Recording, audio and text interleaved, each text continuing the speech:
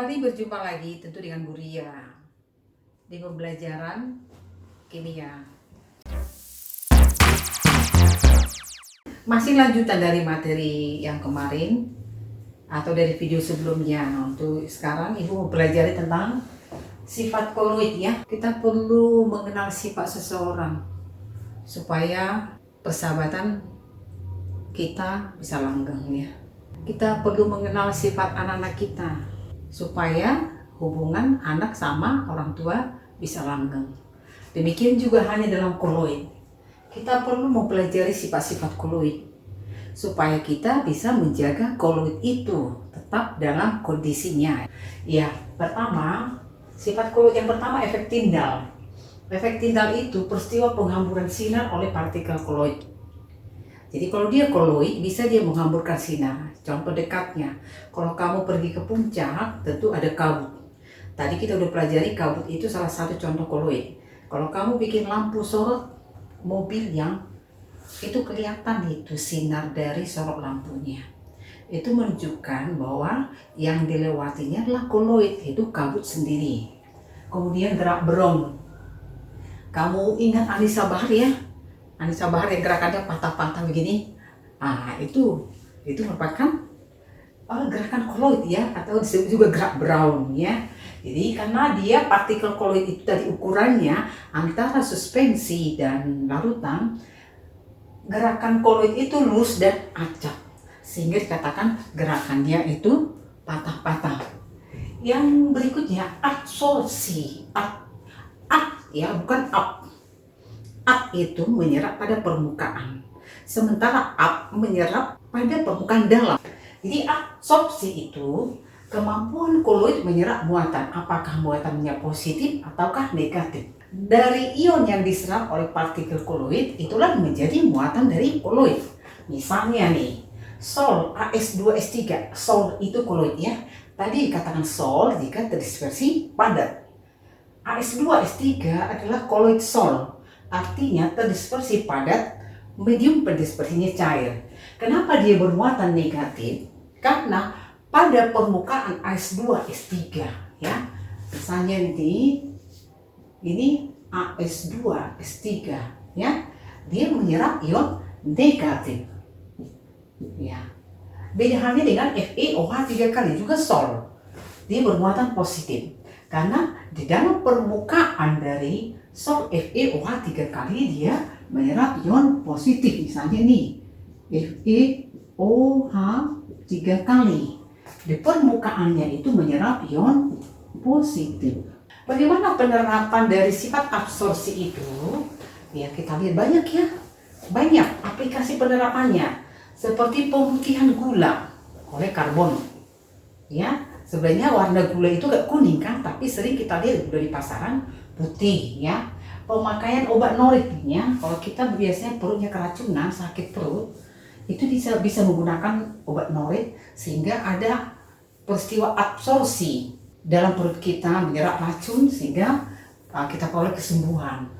Penjernihan air ya. Saya pernah pergi ke kolam renang pagi-pagi jam 6 pagi, saya bisa lihat itu bagaimana proses penjernihan airnya dengan menggunakan tawas. Jadi dia menyerap partikel-partikel pengotor yang ada di dalam air itu atau air kolam. Ya, sifat yang berikutnya koagulasi.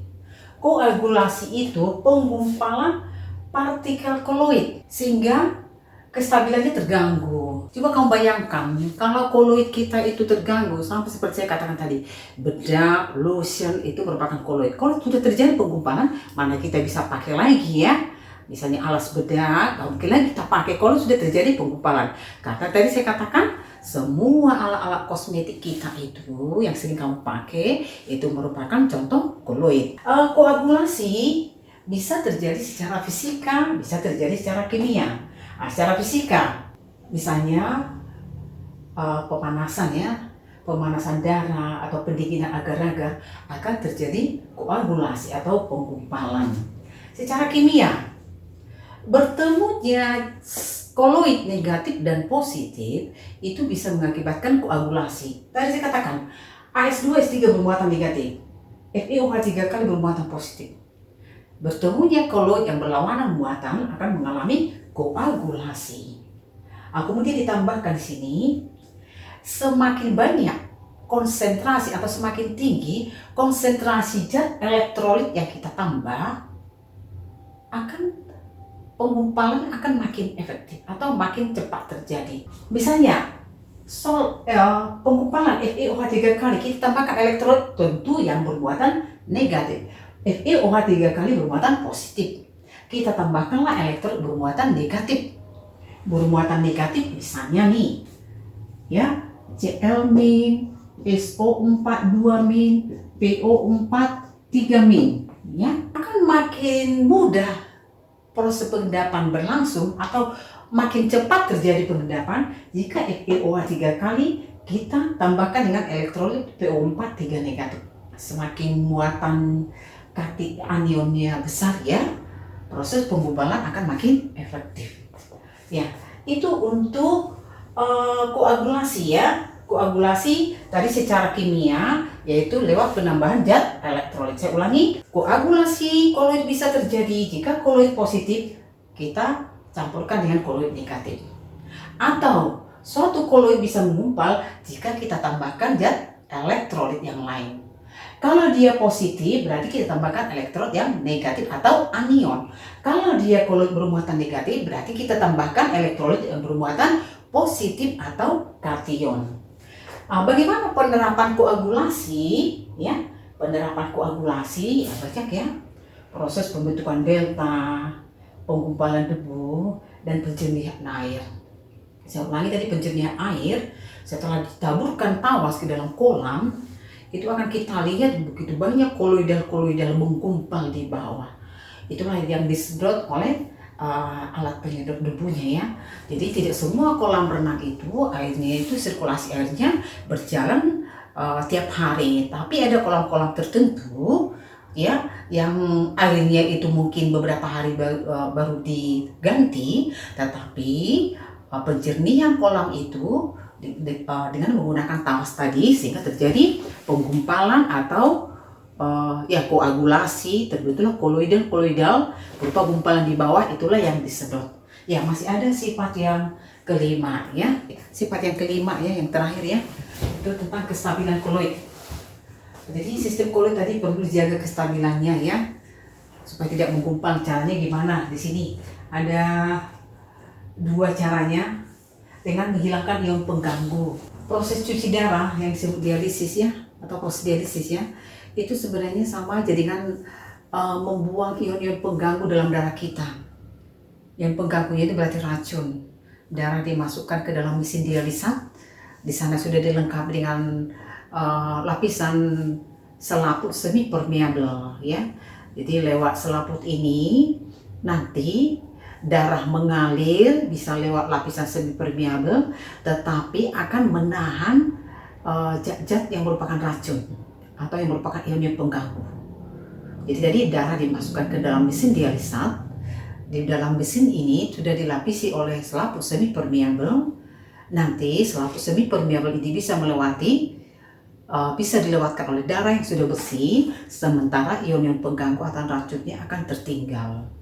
Darah bersih nanti akan dialirkan lagi ke dalam tubuh manusia. Ya. Kemudian pemisahan ion cyanida pada tebu tapioka. Kita tahu ion cyanida itu ion yang berbahaya, ya. Kemudian yang berikutnya penambahan zat stabilisator, ya. Zat bagaimana supaya koloidnya tetap stabil. Ada yang disebut dengan emulgator. Bisa kita lihat kalau minyak dan air itu tidak bisa bercampur, ya. Minyak dengan air, karena minyak itu adalah senyawa yang dikatakan non polar, ya, sementara air itu adalah polar. Non polar tidak larut dalam polar. Tetapi dengan menambahkan zat emulgator, yaitu sabun sendiri, ditambahkan sabun sehingga nanti minyak dan air itu bisa bercampur. Kemudian ada koloid pelindung. Jadi semua zat yang tadi walaupun ada masa kadaluarsanya, ya, cat, tinta, bedak, tentu ada masa kadaluarsanya. Obat-obatan atau sirup, karena itu juga banyak merupakan campuran koloid, ya. Obat-obatan tentu ditambahkan ke sana zat supaya zat itu tetap dalam bentuk koloid atau koloidnya supaya tetap stabil. Misalnya kita lihat nih, Pada cat itu ditambahkan silika. Pada susu ditambahkan kasein. Pada krim ditambahkan gelatin. Pada margarin ditambahkan lecithin. Pada semir ditambahkan gum arab. Ya, boleh kamu pelajari semuanya. Sudah jelas ibu terangkan. Ya, untuk terakhir ibu mau bacakan puisi ya. Ibu mau bacakan puisi, ibu bacakan aja karena ibu nggak bisa menghafal. Ya. Tambahkan lecithin pada margarin.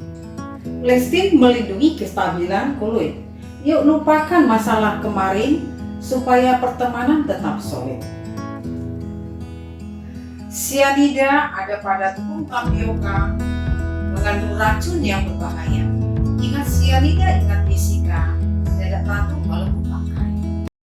Jangan lupa subscribe, nyalakan lonceng notifikasi, like, dan share video di channel ini ya teman-teman. Terima kasih.